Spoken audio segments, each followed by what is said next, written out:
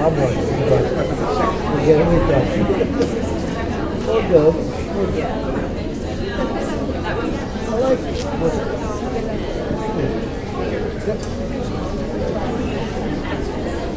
I'm actually enjoying it a lot, so I'm really... Aaron,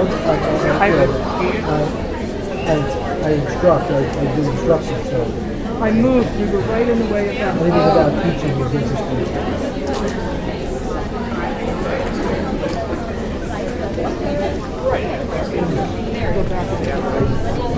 Okay, we are going to get started, so I ask you to find your places. Before our introduction, I just want to let you know that this session will end around 2:20, and then we're going to invite you to move to the chapel for Mass. The chapel is out the door to the right, up the hill, about 200 yards. So you can walk it if you would like. If you're going to walk, you're going to go out the front door, right on the sidewalk to the crosswalk, diagonally up to the chapel. There is parking in front of the chapel that you are welcome to use. I think it may say faculty or staff or administration, but they won't be there today. So you can take a car and park there if you would like. Our final presenter was already introduced downstairs, Deacon Dr. Lawrence Sutton. He is the former director of the Western Pennsylvania Office of Autism Services and currently the director of the pre-theology program at St. Vincent College. His primary work over the past 18 years has been with children and adults touched by autism and working with other types of disabilities throughout his career. He's nationally recognized for his own methodology for providing religious education to children with special needs. So please welcome again Dr. Sutton.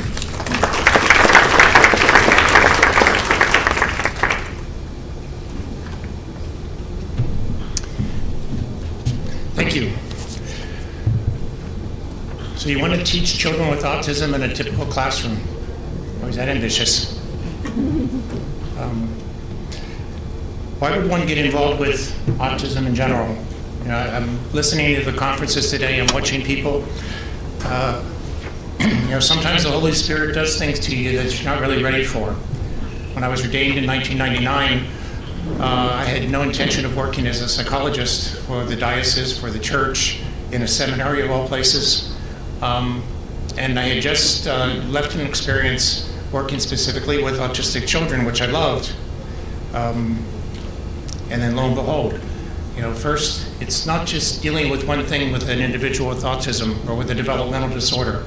I started out by two kids that weren't allowed to receive the Eucharist for the first time, even though they had spent the whole year preparing for it. My social justice part of me became enraged. I thought this was really unfair and not right, and things needed to be changed. I ended up, thanks to the help of Loyola Press, writing a small book on how to welcome and catechize children with autism and other developmental disorders.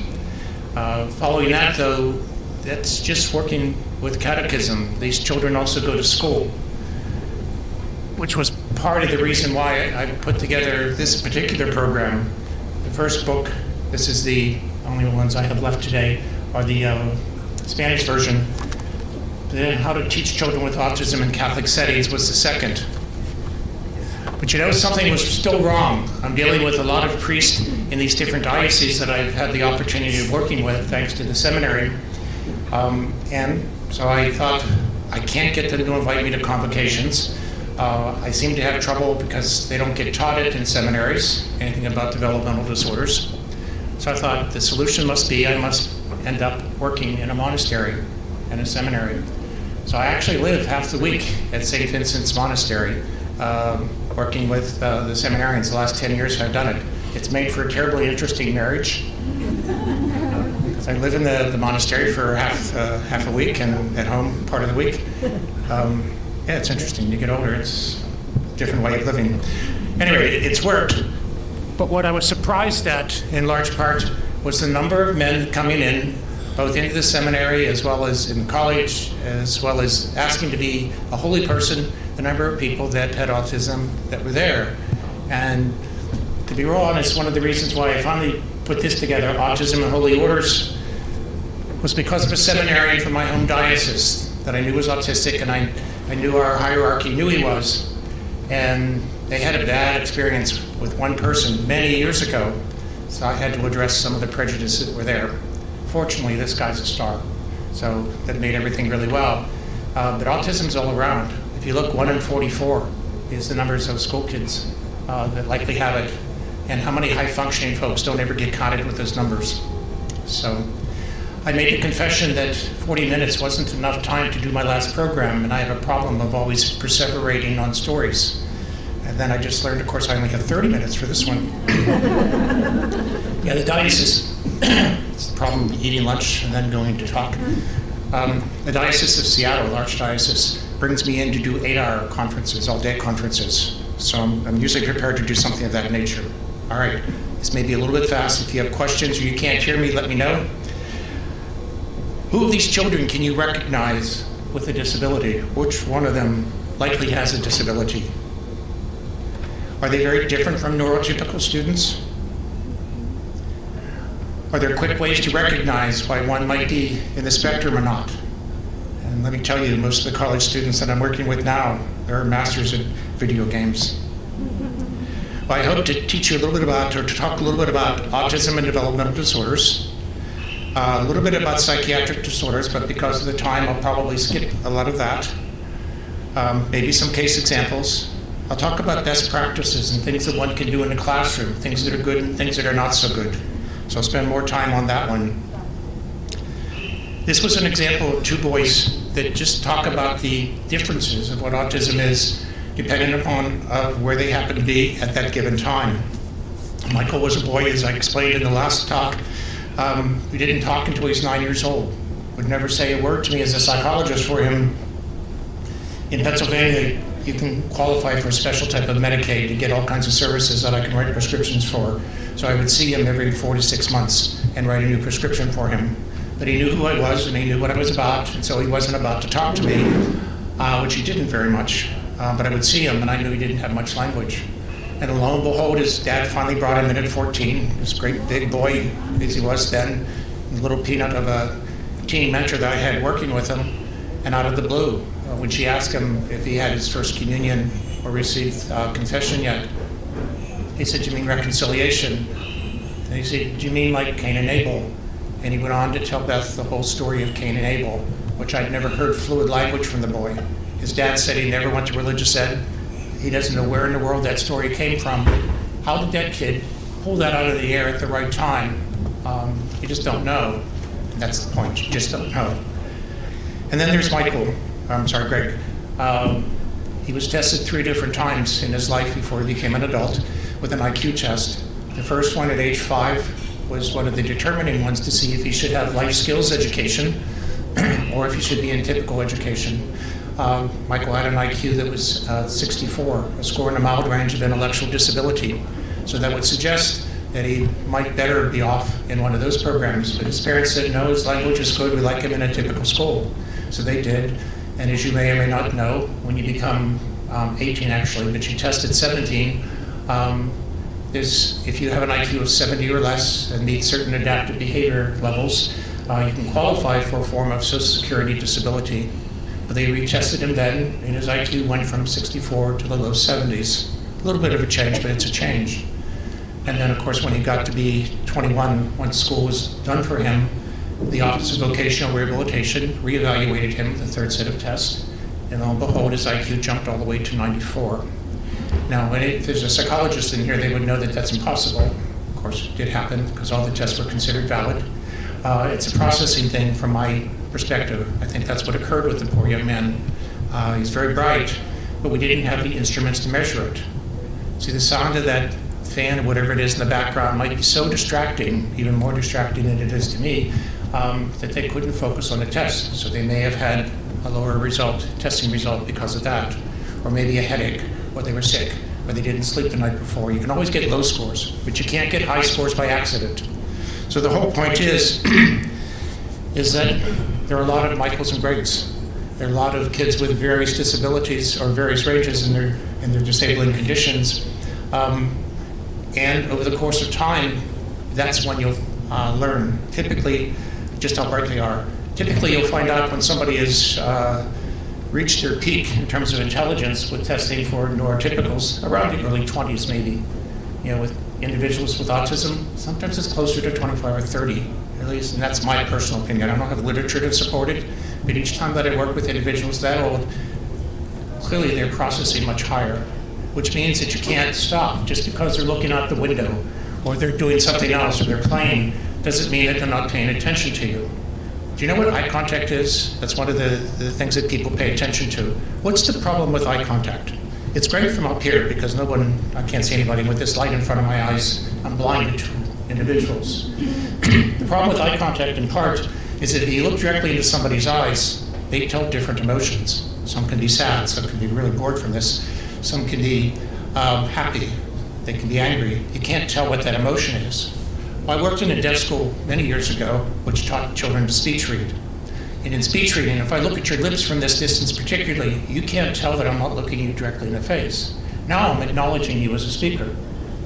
So if you're asking me a question, if your teacher asking a question and I'm staring at your lips, not only am I regarding you as somebody that's asking something, but I'm actually probably going to understand what you're asking better because I've learned to speech read. When I tell my parents this, they love it. They'll take it. I say, for example, hold a cup up and say cup. He sees the novelty of you bringing it up, you see it to his face, and then he's looking at your lips. Well, it's real easy to do that. And before you know it, you're speech reading. It's why I'm struggling to learn Spanish, and my kids learn it really fast. You get older, it takes a longer time to process things, a longer time to do things. They get it right away. I warn my parents, if you do this, be careful, because they're going to take you as an authority. So if you say my neighbor is a fat, ugly, whatever, he'll go up to your neighbor and say, my mom says you're a fat, ugly, whatever, because mom would never lie, because they learn to do it well, so just be careful. So 1 in 44 is a lot. That means that there's at least one person in this room that's likely in the spectrum, perhaps more. You know what I found very discouraging is that they don't teach it in the seminaries. My son's a psychiatrist. I actually fibbed a little bit. They're a little bit older now. They didn't have a single class on autism his whole time in his school. He learned it more specifically, not just on the trips he goes on with me, but to the specific places that he asked for extra training, which is where he got it. So if the doctors aren't getting specialized training through their general education, if the priests aren't getting it, that was part of the reason, why I teach pastoral counseling and do other special programs for individuals that are seminarians, so that they at least have some education before they get there, so that when they're in front of the altar and they recognize somebody, they don't really get blown out because they weren't being acknowledged, or they thought they were oppositional or some odd bad thing like that. Autism can be detected from an individual as early as 18 months. I see a number of very young children and also adults. Adults are harder because since autism is a developmental disorder, you really need to know about symptoms that they may have shown that might be in the autism spectrum from age 5 or 6 down, so from birth to age 5 or 6. If we have time, I'll go into some of the specifics. So how do I recognize somebody with autism? Will children with autism always be apparent to me? Probably not. Do parents ever tell you, particularly with higher functioning kids in the spectrum, that their child might have autism? I don't know about here, but in my home, nobody tells. They just don't seem to do that, especially for religious ed.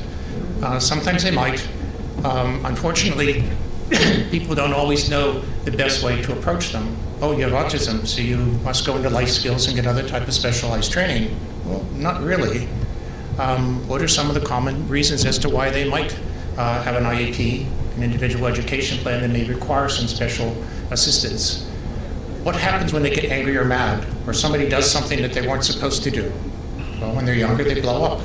And unless you've taught them a replacement behavior, some other way to express that anger or their upset, they might do it in school. What that's referred to, from my perspective, is a manifestation of their disability, which means although there are consequences for some of these behaviors, they're not what the school policy might say. And I insist for families always to have a behavior plan just in case. So those kids that have meltdowns periodically, I suggest that you go to your school and you make sure that you have a behavior plan attached to it. And all it is there's still consequences, but this type of behavior seems to occur when Jimmy is frustrated, or when Jimmy has this happen, or whatever, so that they know what to do. They'll call you, they'll do something specific, they'll see a specific teacher when those types of things happen, so that there's a plan in place. In the absence of a plan, a school district is going to go directly to their school policy. So if you make a threat to somebody, or butt somebody, or you punch somebody, you're suspended, just the same as anybody else would. I'm not a psychologist. How am I supposed to know this? Well, it doesn't take much. My wife's not a psychologist either, but my arm hurts from all the time she punches me with somebody that she recognizes that's doing something a little bit unusual. I'm right? She shouldn't be doing that, but it hurts. So I'm in a Catholic school. We don't really have much access to psychologists or speech and language pathologists or occupational therapists. Can we really help a student with a developmental disorder? Why would a Catholic school be good at helping a child with autism or any type of developmental disorder? Some Catholic schools use uniforms. Some Catholic schools talk about the dignity of the person. They talk about, and they act with very strict structures and procedures. That's perfect. Executive functioning problems of these children are really important to recognize. There needs to be an order to things. How many kids do you know that are sad when there's a snow day or a snow delay? Most kids with autism are, because when they go to school, they might know that my first class spelling, for example, might be bad. I don't like it, but I know that at 8:50, I switch classes and go to math, and I'm fine. There's a specific order to how the day goes and flows. They love it. That's perfect then. So they can get through their hard class knowing that there's another one to take over at some point. So the structure is really important. When there's a snow day or a school assembly, it throws that all out to whack. Why is the structure so important?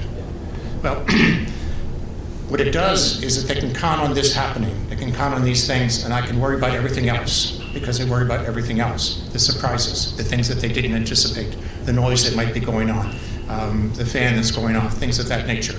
It gives them the opportunity to pay attention to other things.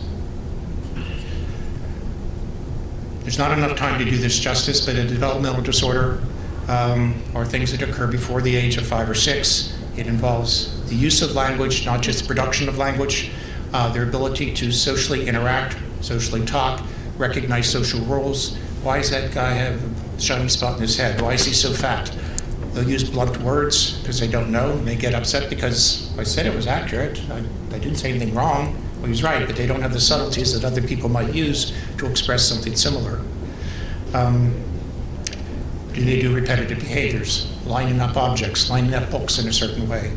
Their video games, any number of things, and get really upset when somebody moves something because it's got to be put back exactly perfectly. They'll wear their favorite shirt forever, even though it's got stains all over the place, because it's a special day and I need to wear it. Things of that nature. I'm going to skip these because this isn't time. Executive functioning, the ability to plan things, to plan ahead, to organize. I didn't bring it. I usually carry a pocket notebook. They depend on memory and depend on remembering things for the order when things are to come. They're terrible with it. Those that have high functioning versions of the disorder, usually when they go to take a test, they just get it. So they don't have to study. So they don't learn study habits very well. And I caution them and their parents that it's really important that they get homework that they practice with, because it's not always going to be that simple for them, and they need to learn how to do homework. Homework's another bugaboo. If I have a young child in 2nd, 3rd, 4th grade, and a teacher is introducing a new type of math problem or a science problem, and you go home and you're trying to help him with it because he can't get it. So you're trying to do it, but you're always doing it wrong because you're not doing it the way the teacher does it. How could you possibly know what the teacher did exactly, and they need to have it exact? So I'll often write one of my prescriptions that when they get homework on something brand new, that's the first time you've introduced it, that you have the child do that homework while he's still in school that day, and send home homework of routine things that he can do, whether it's math problems or reading or something else, because they still have to learn to do homework. But that subject that's new, have them do that new subject while the teacher is still available to help them. Because all you're going to get the next day is the parents figuring out the problem and giving them the answer, because they can't do it, because you can't teach it the same way. I hope that made sense. It was a little bit ragged. Theory of mind.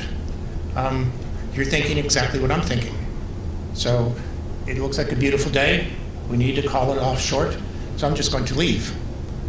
Or it's like mind reading.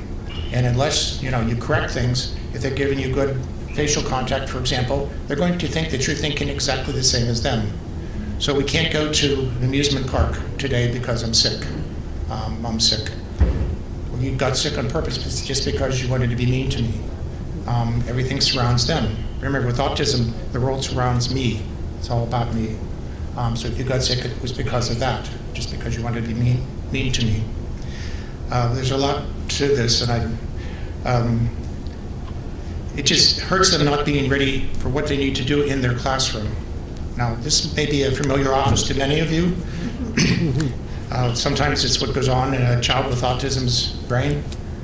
This is, it's back there, Father, yeah, never mind. I was going to say it's Father Garcia's office, but I'm sure he's a little bit better than this. Didn't hear me. But it's really difficult to have things organized if an office looks like that. Executive functioning is generally considered the cognitive ability to control and regulate certain behaviors, such as the ability to recognize how to begin or to begin certain actions. I used the example this morning of a seminarian that I have who's extraordinarily bright. He does things very good, but he can't start a project. If you get him started on something, he'll fly with it, and he'll make the most detailed, thorough report that you can find. Much to my reformator's unhappiness in one way, he turns out to be able to write the best of sermons and present them. He is so well prepared because he understands things, and he can formally do things with that information integrated so well that it's just remarkable that he's able to do these things. But he can't start. If you get him started on a specific subject, we're going to work on a specific parable, and I want you to prepare it to present to a large congregation. Once you got him started with that, the specific parable, he's off and running. But he couldn't come up with it because they can't think abstractly very well. They can't plan or organize. The idea with part of the homework as well, if an instructor gives you a project that's due in February and we're at the start of the school year, well, because I've always been able to do things really fast and really easy, I don't think about it until after Christmas. Now it's January and I come to Mom and Dad, I've got this project, but I've got to finish it now. Well, it's too many things to do because they can't organize time. They need to have a pocket notebook, they need to have a planner, they need to have something, a reminder from their teacher that this is due at this particular time. You're spoon feeding, in effect, sometimes very, very bright people. That's the only way that you're going to be able to get it done. It's part of their disabling condition. I hope that made sense.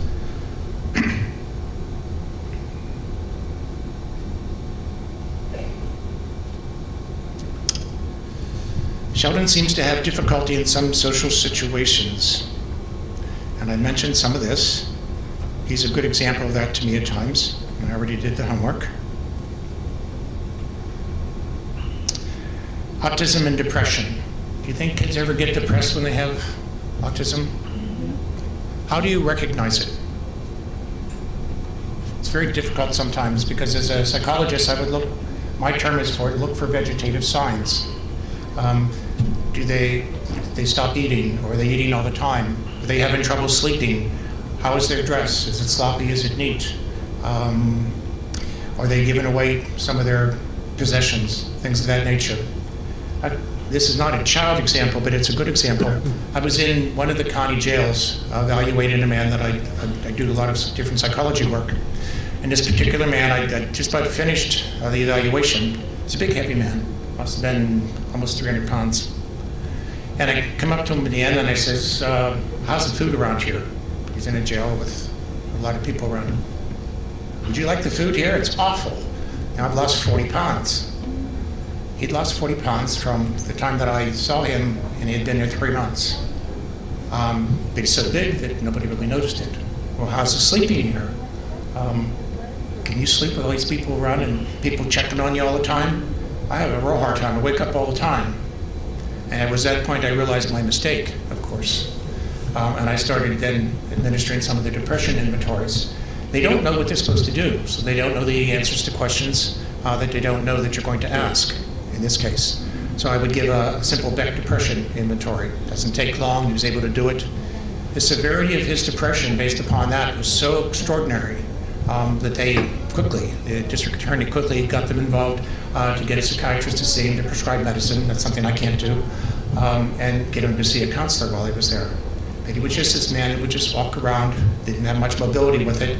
He got arrested for something he thought was unfair, but he was not social. He was just a big, quiet man. They don't show their symptoms unless you ask the right question or somehow present it in the right way, which is really tricky if you're looking for teenagers in that way. Now, why would a teen with autism be depressed? I mean, all their peers are going on dating, who used to be my friend now don't seem to be. They're all doing these fun activities and I can't go. And I sure want to have a friend, but I don't know how to make them. And then they see all these things happening and I'm not getting any of it. So they get sad and depressed. And they don't have the articulation, the vocabulary to say why. So depression is very common. Trauma is one of the other areas that unfortunately is very, very very high as well for individuals, with many individuals with disabilities, not just autism. It's something that one needs to look for. Changes in behavior, and this might happen with somebody with autism as well. Things that are going on in the house, fights between parents. You scold the class, not by yelling necessarily, but for doing something, and the child comes home and says, my teacher yelled at me. I didn't do anything, but she yelled at me anyhow, and now we're all being punished because they take it personally. Well, they don't have the ability to interpret it very well.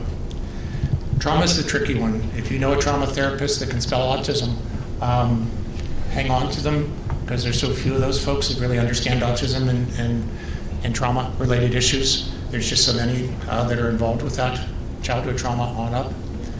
We don't have time to talk about trauma today, but it's an area that one needs to know. There's savant areas, people that are very gifted in certain subjects, but can't necessarily do other subjects as well. They can do mathematic problems in their head very rapidly, but they have trouble reading. The social isolation, and they have sometimes other medical problems. Bullying. I don't have a good instrument to use here for it. I'll find one. Do you ever, you're about to give a test, and everybody's pretty much ready except the kid sitting behind the child with autism, and he starts going on the chair behind, so nobody can hear it but the kid with autism, and he just can't stand that type of noise bothering him, and he blows up. What's the teacher end up doing? Takes him to the principal's office or the nurse or someplace. She or he comes back and says, I'm sorry, we can't do the test today, we'll have to do it tomorrow. So not only was a kid being bullied and you didn't recognize it, but the bully got reinforced and rewarded and didn't have to do the test that day. There are so many little subtle things because kids are going to pick up those subtle differences between each other way before you as an adult will likely pick it up. And they're going to take advantage of it and they're going to bully them in very subtle ways because they know the things that will get them. It's really hard to figure out and see, but sometimes aren't always as they appear. And we need to be aware of when those situations come up. They have struggle making friends. They don't necessarily know how to make friends. I think the psychology part of me was why my catechism program started the way that it did. Everybody had special programs with special education teachers and things like that. I used neurotypical teens, regular teenagers from the parish, and they worked one-to-one with these kids with autism or whatever disability they may have had.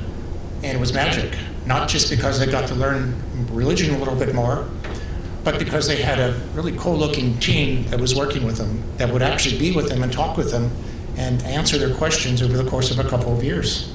When I had a ninth grader come in like that, it was wonderful because I had them for 4 years, that they could help these kids through modeling, through how to dress. They were listening to what they said.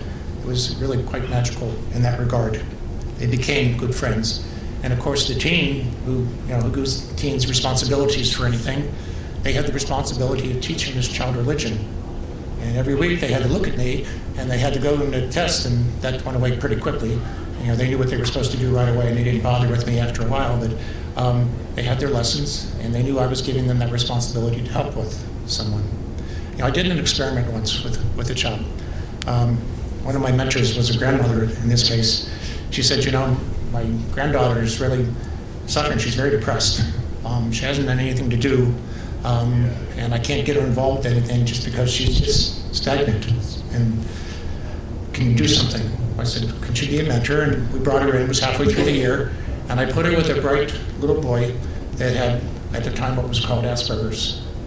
And because she was young, he was young, they stayed together for many years, and it was just extraordinary how they helped each other. She threw her whole self into working with this kid, and she was getting very, very positive affirmation. I don't do those types of experiments. In fact, I haven't done it since then. I haven't had necessarily the opportunity, but it can work both ways at times. Because this kid was perfect for her, and she did marvels for him in terms of what she was able to teach and model for him.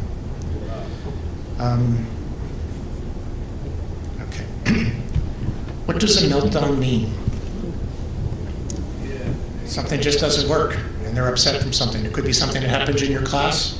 It could be happening on their transportation to get to school that day. Sometimes the processing is so slow that the meltdown doesn't happen for a couple of hours. What do I do in a meltdown? Do you ever talk to somebody that's in a rage? When they're in a rage, does anything ever get through? No. You have to let them settle, put them in a safe place for a little bit till they settle down, and you can work on it. If it's possible, try not to ask them then what was going on or what was wrong.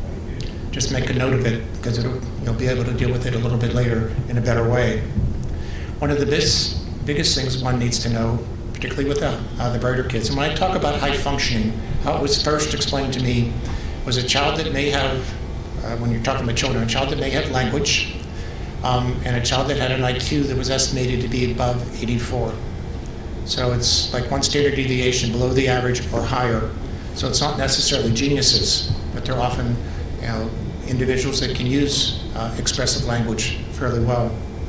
One of the hardest things that they have is when they're bored. They don't know what to do. They can't think of things for them to do. That's part of that executive functioning stuff. They just don't know what to. I made a deal with a teacher once. I said, he knows the math stuff, and if you keep giving him repeated math problems that he knows, he's not going to like it and you're going to have problems. I said, if you're confident that he's done the homework even though it's really fast, or he's done the problems in school even though he's done it very fast, give him 5 Spanish words as a reward. The kid beamed. He was being rewarded because she recognized that he knew this stuff and didn't have to be tortured by doing more of the same. It's an odd way of doing things, but it worked. It seems to work with a lot of kids. It doesn't have to be a language, it can be something else. You're saying to give a second language to a child that has problems processing language. Yes. Because with some kids, it does work really well.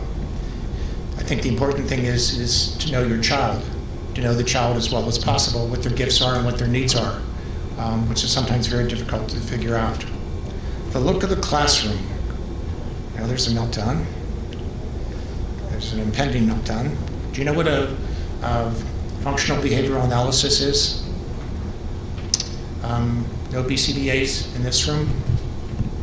That's really too bad. It's looking at the symptoms or behaviors that the child displayed before they had a meltdown, before they got angry and upset. And there's a certain class of professional that's able to look at some of those symptoms to see what actually leads to it. And once you can learn that, both the teacher or the parent or whomever can then begin to recognize it before it happens. If you can't talk to somebody when they're in a rage, it's too late. But if you can talk to them before it gets to that point and intervene, maybe there's something that you can do at that point to help shortcut it. These BCBAs, behavioral analysts, can typically help you to identify the priorities of the behaviors that get upset and things that you might be able to do both to recognize them and what to do with them. Shaping in a replacement behavior. A child that likes to punch walls or break things, it's not very good. What I sometimes teach when I don't know about here, but we don't have newspapers anymore, but I would give them a pile of newspapers and have them rip them up when I got upset. And we'd practice it when they weren't upset. We practice it as a game. We're going to role play. I'm going to pretend I'm upset. I'm going to rip the papers up. Now it's your turn. And they do it, and it's a real funny game. But when they are getting upset, he looks at you, and you look back, and the paper's there. He starts ripping it. By golly, you better reinforce him. That's the best thing you could have done. And what happens, the punching disappears. Instead of punching my sister to get mom's attention, I'm ripping up paper. Just make sure you get enough of the throwaway paper. Instead of hitting a wall, I'm doing something different. Now, is ripping up paper the best of things? Maybe not, but you shape it down. You eventually get it to things that are much more acceptable. But you can't go from top to bottom right away. It has to be a process to get through it. Okay.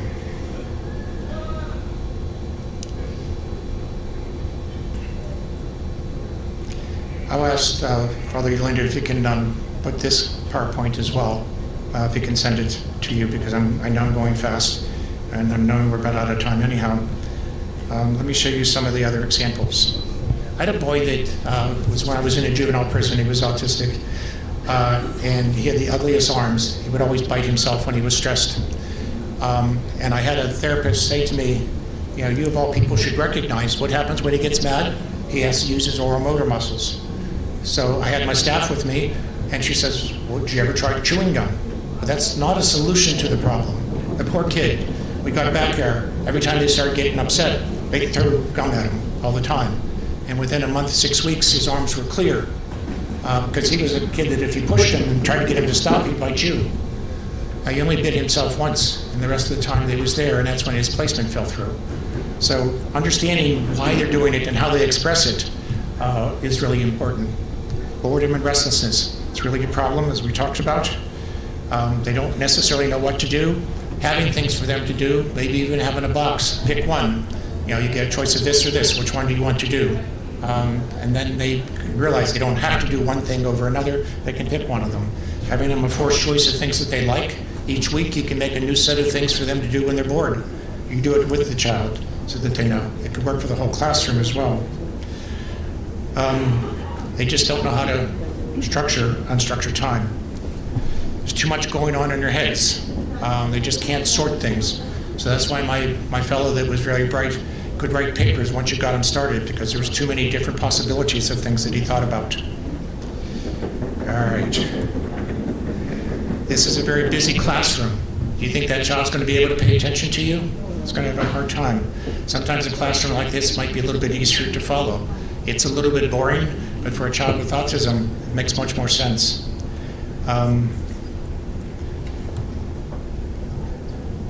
One activity at a time is possible. Promote learning from different methods when possible. Art and music can be taken advantage of. Include them in other things. I think there's one good example, and I know I'm running fast now to get finished. I had a child that knew everything. One of our state parks has reenactments from the Revolutionary War and one of the other wars. And he knew every officer, every battle, all that was going on. When it came time to talk about that in school, I suggested to the teacher, you can't, she couldn't include him with anything. I said, why don't you have him be the teacher assistant for that particular lesson? Because he knows all this stuff and he can do it. He did it marvelously. And not only was it good for him, the other kids came up to him and started asking about very specific things because it was relevant to what the teacher was teaching at the time. So it was very good for him to teach those, to help teach those couple of lessons. Putting them together. Sometimes it can be very good on preferred subjects that they're good with. Auditoriums or cafeterias are terrible. You don't know where to focus. There's noise coming from everywhere. It's very hard for them. Sports can be helpful, but take a sport that the coordination isn't necessarily a requirement. Sometimes it is. You have to be pretty coordinated to do cross country, but you can be in that group and not necessarily be by anybody in particular, and you're not forced to talk to anybody because you're all running at different levels. Biking's the same way, or swimming. Libraries can be safe places. They're generally quiet. And whenever you can, involve the parents. They know their child's the best, but they're just scared. They don't necessarily know what you need to know. And seek help from your peers. Try to stay away from windows or busy halls. Try to put them near the teacher. These tennis balls under the bottom of the desk of the chairs are generally very helpful. These noise-canceling headphones or FM systems that you might see the deaf use sometimes can be very practical and very useful because it's just then the child's just hearing you as the teacher and not all the other noise that's in the classroom. These boxes around a child can help keep the distractions to a minimum as well. And then peer mentors we've talked a whole lot about today, how they can be so helpful in so many different ways, going different places. I love peer mentors, I use them a lot, but you've already had a lot of mentoring today, so I'm not going to do that. Autism is common, it's growing in schools, particularly Catholic schools because of our structure. Schools can be safe, but there's also an area that can be very bad for bullying. They have various abilities, children with autism. It's just finding out what they are, try to take advantage of their gifts as much as possible to highlight the good things that they can do and not just always the things that cause trouble. Try to know the triggers of what sets them off so you can try to avoid them and use mentors whenever you can. Sorry I went so fast. As I said, this was usually a 3-hour one. 30 minutes is really too fast, but I hope you got something from it. So thank you. If anybody has questions, or I have a few of these on the table here, if anybody would like some, you're welcome to, but thank you again for your attention. Okay, folks, we're going to head to the chapel for Mass, which is really right outside of